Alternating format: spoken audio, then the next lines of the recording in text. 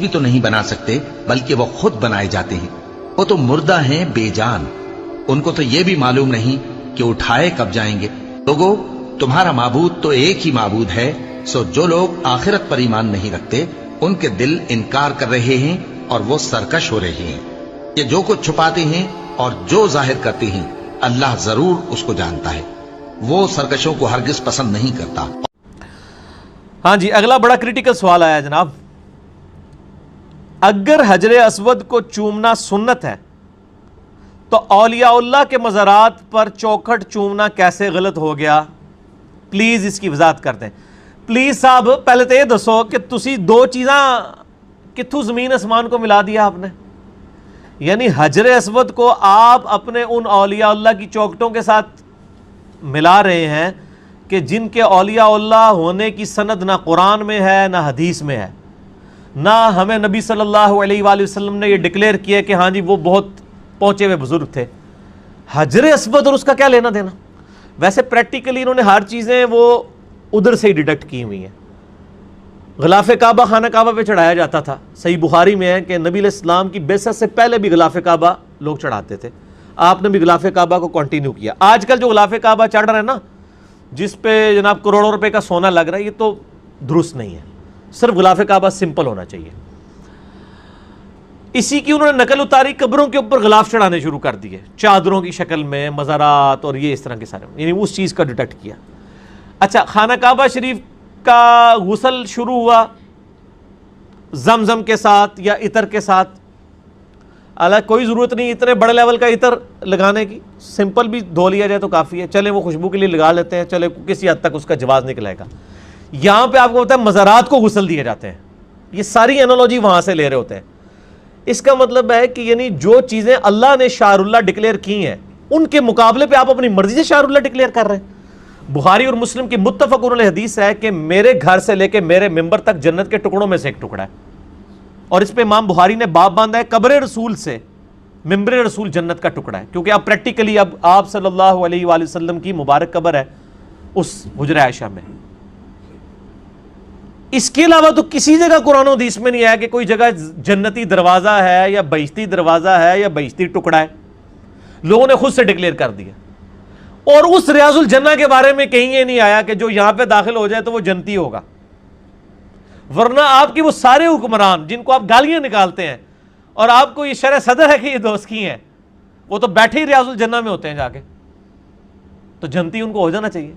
ہاں، وہ اعلیٰ حضرت نے ایک شعر لکھا ہے کہ جنت میں آ کے نار میں جاتا نہیں کوئی، وہ کہتے ہیں جنت میں آنے کے بعد جو ایک دفعہ جنت میں داخل ہو جائے گا پھر دوزخ میں نہیں جائے گا، تو کہتے ہیں کہ یا اللہ میں بھی ریاض الجنہ میں آ گیا ہوں تو میں اللہ سے امید کرتا ہوں کہ میں دوزخ میں نہیں جاؤں گا۔ اس طرح امیدیں کرنے سے تو کوئی نہیں ہوگا، ورنہ تو لوگ ٹکٹ کٹا کے حرام کے پیسوں پہ بھی ہر سال ماشاءاللہ وہاں اعتکاف بھی بیٹھے ہوئے ہوتے ہیں جا کے، اور ریاض الجنہ سے ہٹتے ہیں، اور پھر بڑے فخریہ بتا رہے ہوتے ہیں میں انے نفل پڑھے، روزہ شریف کے سامنے بھی یعنی باقیوں کا حق بھی مارنے کے لیے گھنٹوں کھڑے رہتے ہیں۔ ایسا نہیں ہونا چاہیے، سب کو موقع دینا چاہیے۔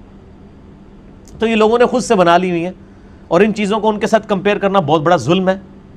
حجر اسود کو آپ اپنے بزرگوں کی چوکھٹ کے ساتھ کمپیئر کریں، اور پچھلے دنوں جو عمران خان صاحب نے جو کچھ کیا اس کے اوپر میرا دعوت اصلاحی ان کے حامیوں کے لیے بھی ان کے مخالفین کے لیے بھی، وہ آپ یوٹیوب پہ جا کے لکھیں Imran Khan chairman P T I کو دعوت توبہ، تو میرا کلپ الحمدللہ ہزاروں لوگ دیکھ چکے ہیں، اور پی ٹی آئی والوں نے اس کو پازیٹیو لیا اس حوالے سے کہ جنہوں نے دیکھ لیا دیکھے، جنہوں نے نہیں دیکھا انہوں نے کہا پتہ نہیں کیڑا ہے گستاخی دا فتویٰ ساڑھے چیئرمین صاحب تے لاتا ہے، جنہوں نے دیکھا انہوں نے تو پھر شیئر بھی کرایا، اور جو دوسرے لوگ تھے انہوں نے کہا جی آپ نے عمران خان کی خام خواہ فیور کر دی ہے، رگڑا لگانا تھا فل۔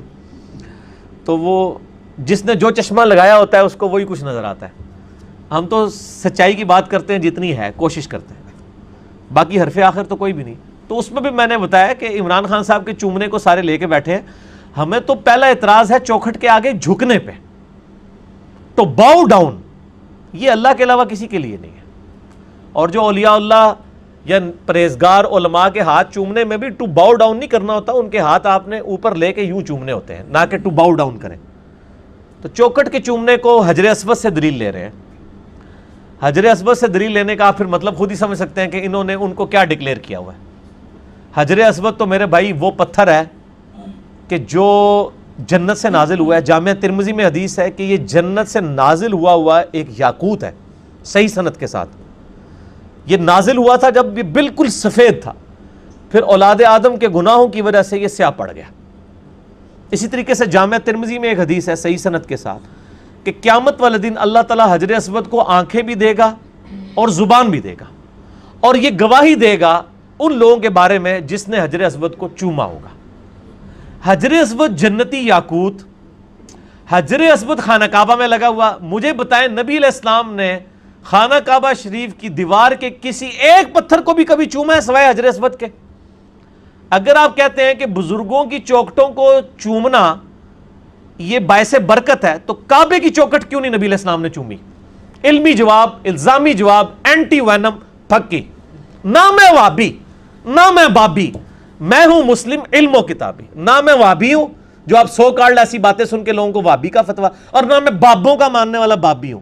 میں علم و کتابی آدمی ہوں. مجھے بتائیں خانہ کعبے کی دروازے کی چوکٹ کو نبی علیہ السلام نے کیوں نہیں چوما؟ کعبے میں صرف ایک پتھر ہے جس کو نبی علیہ السلام نے چوما. رکن یمانی کو بھی صرف ہاتھ مس کیا, چوما نہیں ہے. اور وہ جس پتھر کو چوما وہ بھی اس دنیا کا پتھر نہیں, جنت کا یاقوت. اس کے ساتھ اپنے بزرگ بابوں کے, پاکستانیوں کے حرام اور حلال کے پیسے مکس, ناچ گانے والے جہاں پہ سارے معاملات ہو رہے ہوتے ہیں, خلاف شرع کام ہو رہے ہوتے ہیں, وہاں پہ چندے اکٹھے ہو کے جو مزارات بنائے گئے, ان کو آپ حجر اسود کے ساتھ کمپیئر کر رہے ہیں. تو میں تو پھر آپ کے یعنی مسلمان ہونے پہ ہی شک کروں گا. ایک مسلمان کی تو غیرت نہیں. اب آپ کی وہ گستاخانہ سوچ کہاں گئی کہ جی گستاخی ہو گئی ہے, یہ حجر اسود کی گستاخی نہیں ہے. اور پھر سیدنا عمر نے ایسا فتویٰ دیا ہے کہ سارے تواڈے جھوٹے عقیدے ٹھپ کے رکھ چھڑے نے. بخاری اور مسلم دونوں میں حدیث ہے, حجر اسود کے پاس سیدنا عمر آئے رضی اللہ تعالیٰ عنہ علیہ السلام, اور کہا حجر اسود تو ایک پتھر ہی ہے, نہ کسی کو نفع دے سکتا ہے نہ نقصان دے سکتا ہے. میں صرف اس لیے چوم رہا ہوں کہ میں نے نبی علیہ السلام کو چومتے ہوئے دیکھا ہے.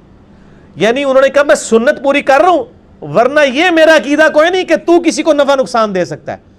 تو سر جو لوگ اس خواہش میں کہ ہم کسی بزرگ کی چوکھٹ چوم کے پرائم منسٹر بننا چاہتے ہیں, تو میں ان کو یہ کہتا ہوں کہ اللہ کے بندو, ٹرمپ نے کس بزرگ کی جا کے وہ چومی ہے کہ وہ بن گیا؟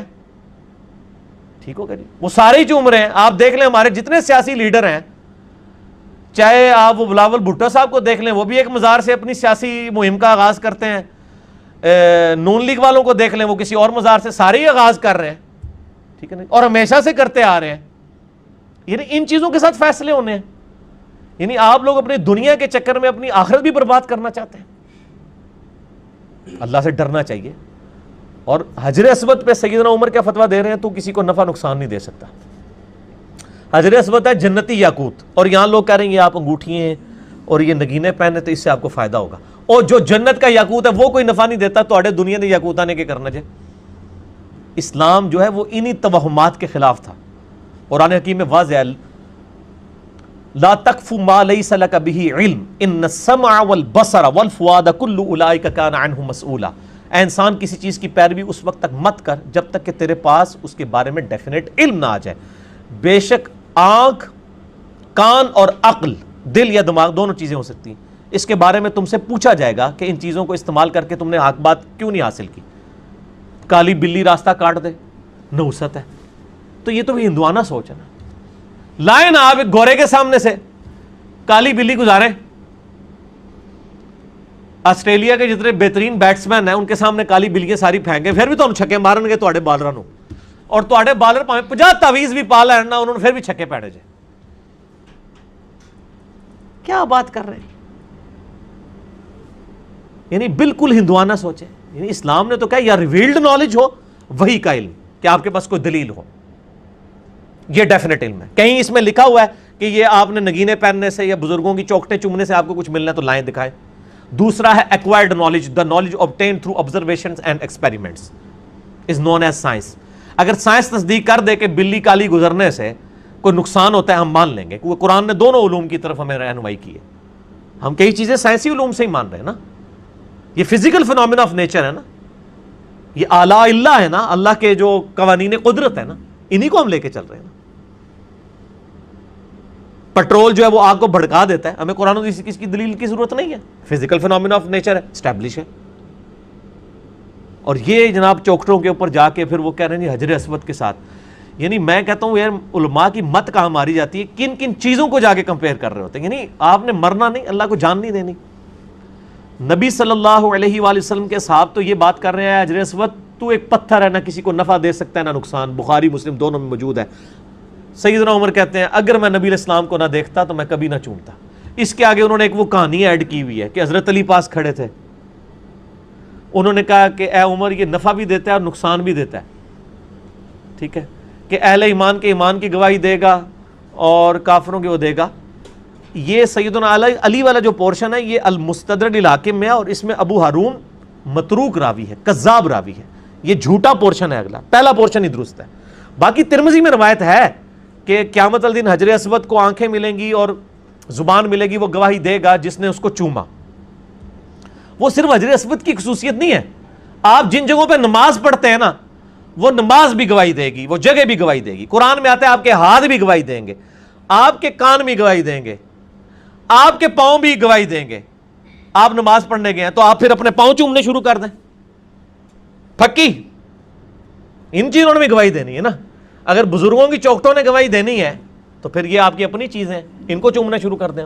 یعنی اس طرح دین کے مسائل نہیں بنائے جاتے. اور نبی علیہ السلام شرک کے معاملے بہت سینسٹیو آپ کی اپروچ ہے, اس میں یعنی کوئی بھی چیز جو آپ کو اللہ کے مقابلے پر کسی اور در کی طرف لے جائے, نبی علیہ السلام نے اسے انڈورس نہیں کیا.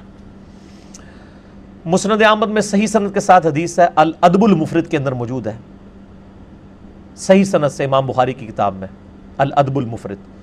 ایک صحابی نے کہا یا رسول اللہ صلی اللہ علیہ وآلہ وسلم ما شاء اللہ وشئت, جو اللہ چاہے اور جو آپ چاہیں. آپ نے فرمایا اجعلتنی للہ ندا, کیا تو نے مجھے اللہ کے مقابلے پر کھڑا کر دیا. قل بل ما شاء اللہ وحدہ, بلکہ کیا جو اکیلا اللہ چاہے. اب اس نے آگے سے نہیں کہا یا رسول اللہ میرا کہنے کا مطلب یہ نہیں تھا کہ آپ اللہ ہیں, نہ میں نے آپ کو مستقل بذات مانا تھا, میں نے تو آپ کو عطائی مانا تھا, آپ کو محدود ہی مانا تھا, اللہ کا بندہ ہی مانا تھا. کوئی جھوٹی کلیریفیکیشن اس بندے نے نہیں دی ہے, اس کو پتا تھا یہ امام الموحدین ہے صلی اللہ علیہ وآلہ وسلم.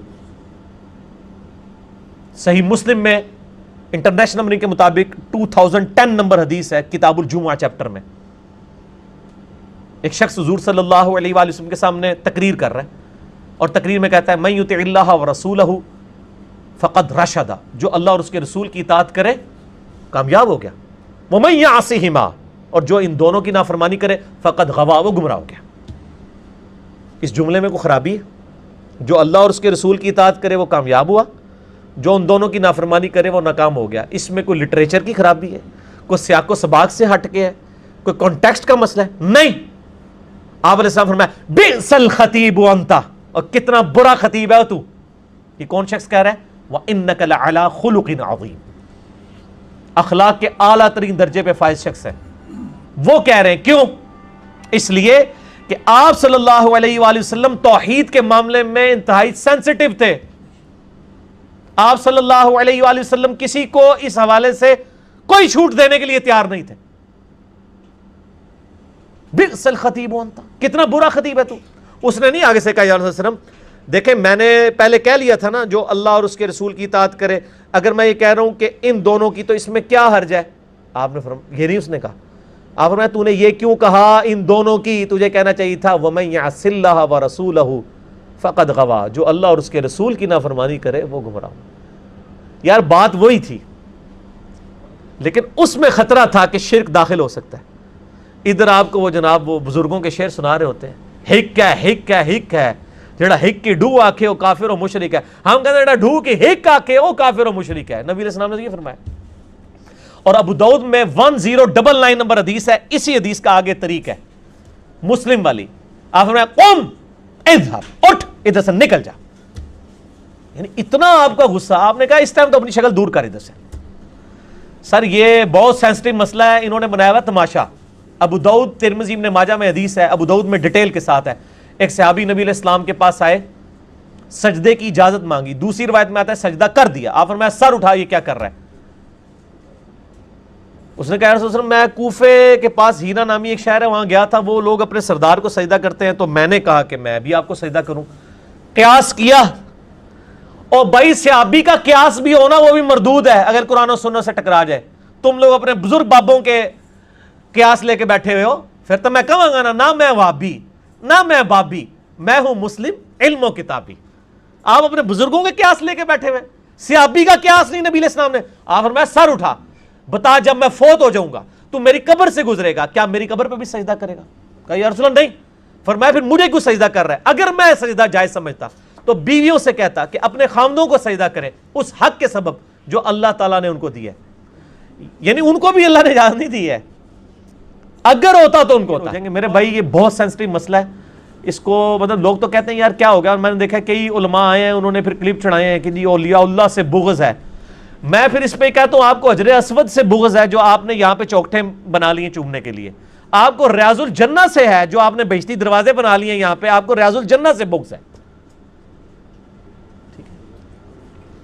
اور آپ دیکھ لیں وہ یعنی وہ 7 کے اندر تو انہوں نے باقاعدہ پورا حج کرواتے ہیں, انہوں نے ساری وہ رمی والی جگہ بھی بنائی ہوئی ہیں, جعلی زمزم بھی بنایا ہوا ہے, سارا کچھ بنایا ہوا ہے.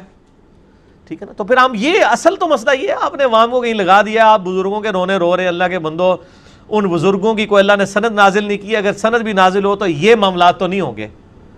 ٹھیک ہے نا جی, اور پھر جعلی روایتیں لا کے پیش کرتے ہیں, اور جو ہر جگہ کوئی جعلی روایتیں جمع ہے نا وہ جمع کر کے تو وہ پیش کرنا شروع کر دیتے ہیں. اور وہ جعلی روایتیں ہوتی بھی صرف نبی علیہ السلام کی ذات سے ریلیٹڈ ہیں, ان کے تبرکات سے ریلیٹڈ.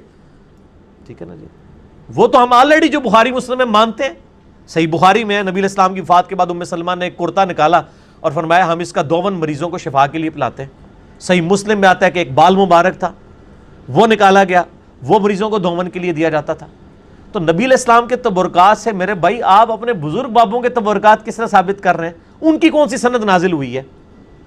کیا سیدنا ابوبکر صدیق نے اپنے کبھی کرتے کا دھون کسی کو پلایا ہے؟ یا انہوں نے کہا کہ میری وفات کے بعد میری چوکھٹ کو آ کے چومنا؟ تو آپ میرے بھائی اپنے لوکل بابے کہاں لے کے بیٹھے ہوئے ہیں, اللہ سے ڈر جائیں. ٹھیک ہے نا جی, اور باقی ہم تو وہ ٹیکنیکل گفتگو نہیں کرنا چاہتے کہ جن لوگوں کے بارے میں آپ نے بزرگی کلیم کی ہوئی ہے نا, ان کے تعارف کے اوپر جو کتابیں ہمیں ان کی ملتی ہیں اس میں تو وہ عقیدے لکھے ہوئے ہیں جو کہ مطلب قرآن و سنت کے 100% منافی ہیں, اور اسلام کا دور دور تک ان سے کوئی تعلق نہیں ہے. ہم تو ان کاموں میں نہیں اب پڑھنا چاہتے, ہم تو اس طرح بھی پھر چل پڑیں گے. تو اس لیے اللہ سے ڈریں اور قرآن و سنت کی تعلیمات کے اوپر عمل کریں.